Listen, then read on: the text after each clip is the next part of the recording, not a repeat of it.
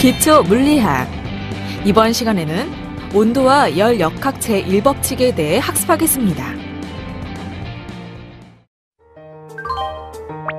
온도는 아마도 일상생활에서 가장 흔히 사용되는 물리적 양일 것입니다. 흔히 온도를 뜨거움 또는 차가움의 척도로 느슨하게 정의할 수도 있을 텐데요. 그러나 뜨거움과 차가움의 개념은 모호하고 주관적이고 상대적인데요. 예를 들어 여름철에 화씨 70도의 공기는 시원하게 느껴지지만 겨울철에는 같은 온도라도 따뜻하게 느껴질 수 있습니다. 또한 온도의 개념은 열 혹은 내부 에너지와는 다릅니다. 풍선 속의 공기는 가열될 때 팽창하고 뜨거운 액체에 넣은 온도계는 유리관 안에 수은이 팽창하여 상승합니다.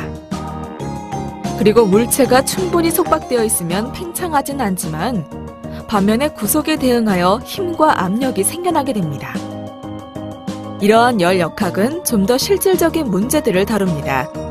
여러분은 혹시 냉장고가 어떻게 내용물을 차게 하는지, 자동차의 엔진과 발전소에서는 어떤 변화가 일어나는지, 또는 움직이는 물체가 정지할 때 운동 에너지는 어떻게 되는지 생각해 본 적 있으신가요? 이러한 질문들과 관련된 현상들에 대한 설명을 해줄 수 있는 것이 바로 열 역학 법칙인데요. 그럼 지금부터 온도와 열 팽창 그리고 열 역학 제1법칙에 대해 자세히 알아보겠습니다. 여러분 안녕하세요. 여러분과 함께 기초물리학을 학습할 김대중입니다. 이번 시간의 학습 내용은 온도와 열 팽창 그리고 열 역학 제1법칙입니다. 여러분은 이번 학습을 마치고 나면 온도와 열 팽창에 대해 설명할 수 있고 열 역학 제1법칙을 설명할 수 있게 될 것입니다. 그럼 지금부터 학습을 시작하도록 하겠습니다.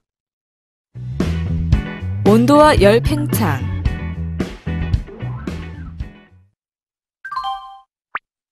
먼저 온도와 열 역학 제0법칙에 대해 알아보겠습니다. 우리는 어떤 물체를 만질 때 느끼게 되는 뜨겁고 차가운 정도를 대개 온도 개념과 연관시키는데요. 여기서 우리의 감각은 온도를 정성적으로 파악합니다. 그러나 우리의 감각은 이따금 그릇된 정보를 제공하기도 하죠. 예를 들어 냉동실에서 금속의 얼음 쟁반과 냉동 야채가 담긴 종이 상자를 동시에 꺼낼 때 두 물체의 온도가 사실상 같은데도 금속의 얼음 쟁반이 냉동 야채가 담긴 종이 상자보다 더 차다고 느낍니다. 이렇게 우리가 두 물체의 온도를 다르게 느끼는 이유는 금속이 종이보다 에너지를 열의 형태로 더 빠르게 전달하기 때문입니다. 따라서 물체의 열 전도 속도가 아닌 상대적으로 뜨겁고 찬 정도를 나타낼 수 있는 신뢰성이 있고 재현성이 좋은 온도 측정 방법이 필요합니다. 서로 다른 온도를 갖는 두 물체를 붙여놓으면 두 물체의 온도는 결국 두 물체의 온도들 중간에 한 온도에 도달합니다. 이러한 열 접촉을 이해하기 위해 먼저 단열된 용기 속에 들어있는 두 물체를 생각해 봅시다. 이들은 열의 출입이 차단된 통 속에 있기 때문에 외부와 상호작용은 하지 않고 두 물체 사이에만 상호작용합니다. 만약 이 물체들의 온도가 서로 다르면 두 물체가 물리적으로 접촉하고 있지 않았더라도 두 물체 사이에는 에너지가 교환되는데요. 두 물체 사이에 에너지가 온도 차이에 의해 위와 같은 방식으로서 서로 교환될 수 있으면 이때 두 물체는 열 접촉 상태에 있다고 가정합니다. 반면 열 평형은 열 접촉 상태에 놓인 두 물체 사이에 열이나 전자기 복사에 의한 에너지 교환이 없는 상태를 말합니다.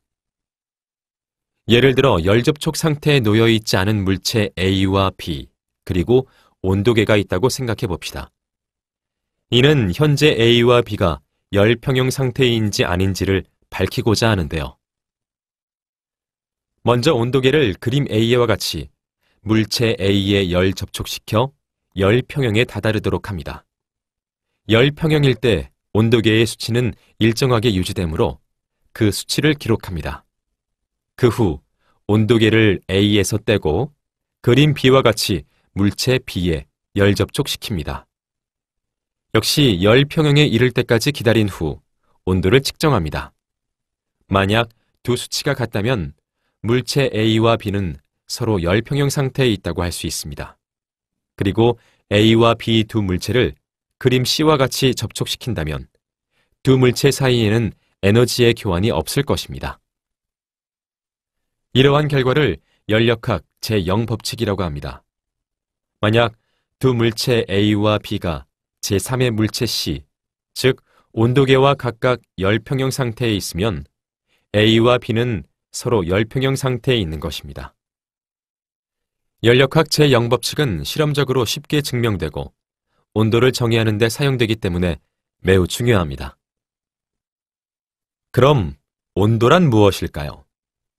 온도란 두 물체 간의 열평형 상태 여부를 결정하는 개념입니다.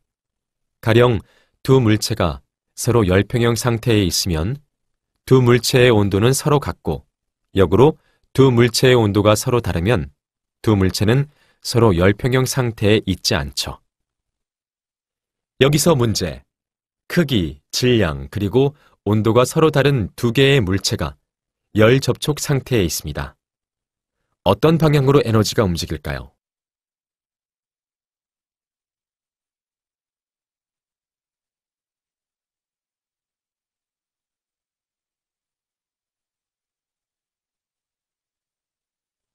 정답은 3번입니다. 에너지는 온도차에 의해서 이동하는 것이니까요. 이번에는 온도계에 대해 알아보겠습니다. 온도계는 계의 온도를 측정하는 기구로서 모든 온도계는 온도에 따라 변하는 몇 가지 물리적인 성질을 이용하여 온도를 측정하는데요. 온도에 따라서 변하는 물리적인 성질로는 액체의 부피, 고체의 길이, 부피가 일정할 때 기체의 압력, 압력이 일정할 때 기체의 부피, 도체의 전기 저항 그리고 물체의 색깔 등이 있습니다. 우리가 매일 사용하는 가장 일반적인 온도계는 바로 액체 온도계입니다. 이 액체 온도계에 사용되는 액체는 보통 수은과 알코올인데요. 이 액체가 가열할 때 유리 못에 관해서 팽창하는 정도를 이용하여 온도를 측정하는 것입니다. 이 경우 변화하는 물리적 성질은 액체의 부피죠. 그리고 온도계 범위 내에 있는 어떠한 온도 변화라도 액체 기둥의 길이 변화와 비례한다고 정의될 수 있습니다. 또한 일정한 온도로 유지되는 자연계와 온도계를 열접촉시킴으로써 온도계의 눈금 맞추기를 합니다. 온도계의 눈금 맞추기에 적합한 자연계 중 하나는 대기압하에서 열평형 상태에 있는 물과 얼음의 혼합체인데요. 섭씨 온도에서 이 혼합체의 온도를 0도씨로 정의하고 이 온도를 물의 어는 점이라고 합니다. 그리고 대기압하에서 열평형 상태에 있는 물과 수증기의 혼합체 또한 온도계 눈금 맞추기에 적합한 자연계이며 섭씨 온도에서는 이 온도를 100도씨로 정의하고 이 온도를 물의 끓는 점이라고 부릅니다. 따라서 온도계의 액체 기둥의 높이를 물의 어는 점과 끓는 점에서 각각 측정하여 이 액체 기둥의 높이 차를 100등분함으로써 1도씨 간격을 나타내는 눈금을 얻게 되는 것입니다. 그럼 서로 다른 초기 압력을 가진 서로 다른 기체들의 온도를 기체 온도계를 사용하여 측정한다고 가정해 볼까요? 기체의 압력이 낮을수록 여러 가지 기체를 사용한 기체 온도계 사이의 차이는 작아집니다. 그리고 모든 기체는 온도가 마이너스 273.15도씨일 때 압력이 0이 되는데 이는 이 특정 온도가 뭔가 특별한 역할을 한다는 것을 말해주는 것입니다. 즉, 이 현상이 마이너스 273.15도씨를 0점으로 하는 절대 온도 눈금의 기초가 됩니다. 때문에 마이너스 273.15도씨를 흔히 절대 영도라고 합니다. 이 수치가 0이라고 지시된 이유는 이보다 낮은 온도에서 기체 압력이 음의 값을 가지게 되고 이는 의미가 없기 때문입니다. 절대 온도에서 한 눈금 차이는 섭씨 온도에서 1도씨 차이와 같게 설정되었습니다. 그래서 섭씨 온도와 절대 온도 사이의 관계를 다음 식으로 나타낼 수 있습니다. 여기서 TC는 섭씨 온도이며 T는 절대 온도입니다. 유럽이나 미국에서 가장 보편적으로 사용하고 있는 온도계는 화씨 온도계입니다. 이 온도계는 물에 어는 점을 화씨 32도로 하고 물에 끓는 점을 화씨 212도로 정했습니다. 섭씨 온도와 화씨 온도의 관계식은 다음과 같이 화씨 온도 TF는 100분의 180TC 플러스 32도 F는 5분의 9TC 플러스 32도 F로 나타낼 수 있습니다. 이 두 식을 사용하여 섭씨 온도와 화씨 온도 사이의 온도 변화 관계를 나타낸 식 델타 TC는 델타 T는 9분의 5 델타 TF를 얻을 수 있습니다. 앞에서 언급한 세 가지 온도 중 유일하게 켈빈 눈금이 실제 영의 온도값에 바탕을 둡니다. 자, 지금까지 살펴본 액체 온도계는 물질에서 일어나는 매우 보편적인 변화, 즉 온도를 높이면 부피가 증가한다는 것을 이용한 것입니다. 이 현상은 열 팽창이라고 알려져 있으며 많은 공학적 적용에 매우 중요한 역할을 합니다. 예를 들면 열 팽창 이음매는 건물이나 콘크리트 고가도로, 열차 선로, 벽돌벽, 그리고 다리에서 온도의 변화에 따른 길이 변화를 보상해주기 위해 반드시 포함되어야 합니다. 일반적으로 물체의 열 팽창은 물체를 구성하고 있는 원자나 분자 간의 평균 거리의 변화 때문에 생깁니다. 만약 어떤 물체의 열 팽창 정도가 그 물체의 처음 크기에 비하여 충분히 작다고 생각하면 열 팽창에 의한 길이 변화는 근사적으로 온도 변화에 비례하게 됩니다. 한 물체가 어떤 온도에서 특정 방향으로 Li만큼의 처음 길이를 갖는다고 하고 온도 변화 델타 T에 따른 길이 변화를 델타 L이라고 가정해 봅시다. 여기서 평균선 팽창 개수 알파를 다음과 같이 정의할 수 있습니다. 온도 변화가 작을 때 알파는 일정하다는 것을 실험적으로 알 수 있습니다. 계산의 편의를 위해 앞의 식은 다음과 같이 다시 쓸 수 있습니다. 여기서 LF는 나중 길이이고 TI와 TF는 각각 처음 온도와 나중 온도입니다. 그리고 비례상수 알파는 주어진 물체의 평균 선 팽창 개수이며 단위는 온도 단위 도시의 역수입니다. 쉽게 말해서 열 팽창의 결과는 어떤 물체의 확대 사진 정도로 생각하면 되는데요. 예를 들면 그림과 같이 금속 고리를 가열하면 고리 구멍의 반지름을 포함한 모든 방향으로의 크기가 증가합니다. 여기서 주의해야 할 것은 열 팽창하는 물질 사이의 빈 공간도 물질이 차 있는 것과 다름없이 팽창한다는 것입니다. 열 역학 제1법칙.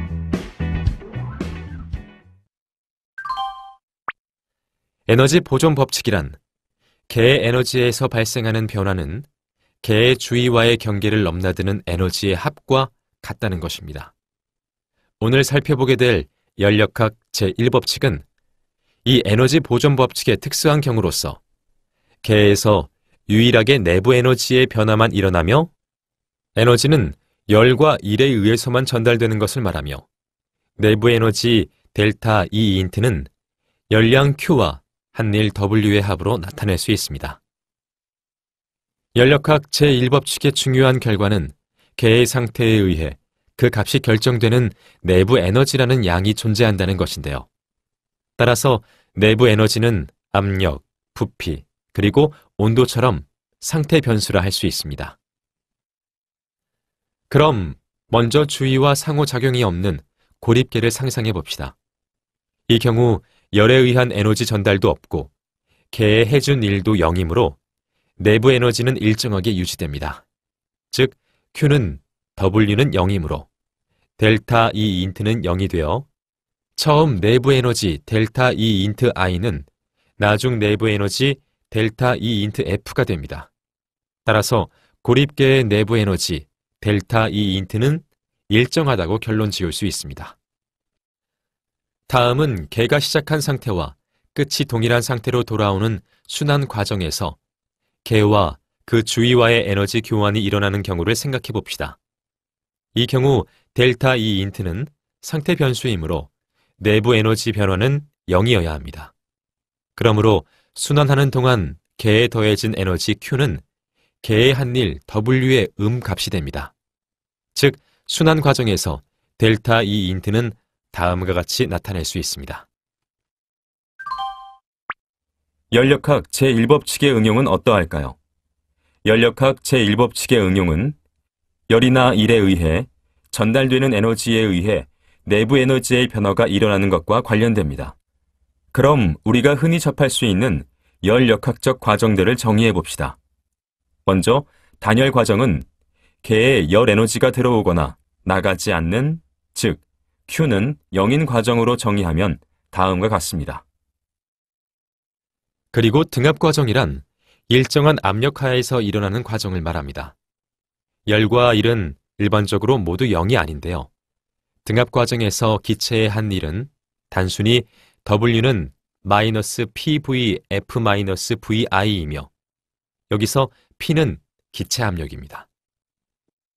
반면 일정한 부피에서 일어나는 과정을 등적 과정이라 합니다. 등적 과정에서 기체의 부피는 변하지 않으므로 주어진 일은 0입니다. 따라서 연력학 제1법칙으로부터 W는 0인 등적 과정에서는 델타 E 인트는 Q이고 이것은 일정한 부피에 개의 열 에너지가 가해지면 모든 열 에너지는 개의 내부 에너지를 증가시키는 데 쓰임을 말해줍니다. 마지막으로 일정한 온도에서 일어나는 과정을 등온 과정이라 합니다. 즉, 이상기체의 내부 에너지는 온도만의 함수이므로 이상기체의 등온 과정에서 델타 E 인트는 0입니다. 그런데 등온 과정에서 전달 에너지 Q는 기체의 한 일의 음의 값과 같습니다. 즉, Q는 -W인데요. 즉, 개에 들어간 열 에너지는 일에 의해 개 외부로 다 전달됩니다. 그 결과 등온 과정에서 개의 내부 에너지의 변화는 없습니다. 지금까지 학습한 내용을 퀴즈를 통해 확인해 보겠습니다. 시작 버튼을 클릭하세요.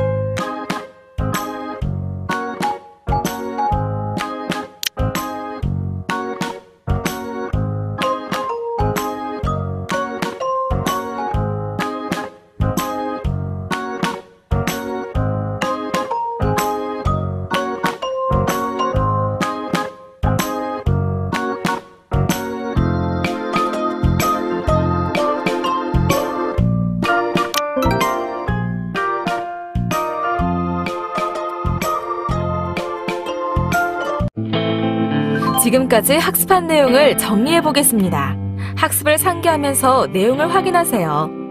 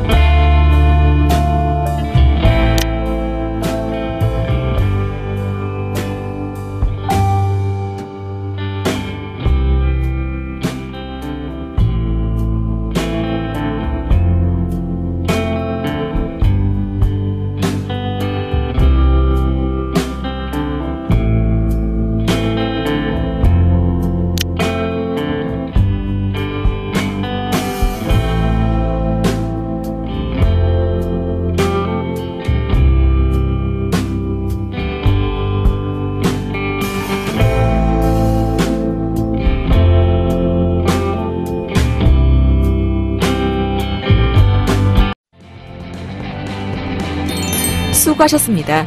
이것으로 온도와 열 역학 제1법칙에 대한 학습을 마치겠습니다. 다음 시간에는 상전이와 열 역학 제2법칙에 대해 학습하겠습니다.